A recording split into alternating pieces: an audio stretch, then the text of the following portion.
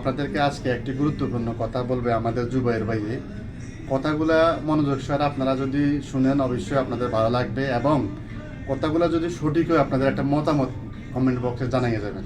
অধিকাংশ ছেলেরাই যখন দেশে যাবে, ঠিক আছে, এই সমস্যাটার একটা সম্মুখীন হয়। ঠিক আছে, আমি জুবায়ের হোসেন, বাহরাইন প্রবাসী।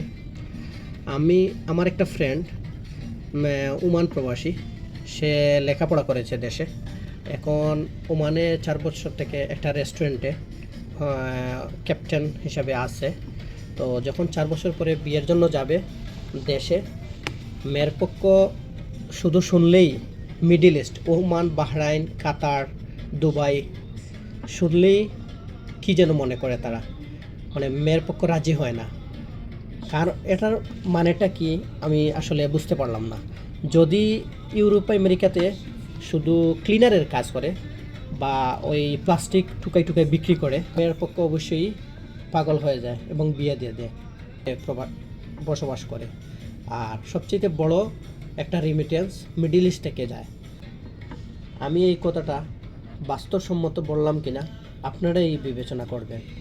আর মিডিল ইস্টের কথা শুনলেই মানে মেয়ে পক্ষরা রাজি হইতে চায় না।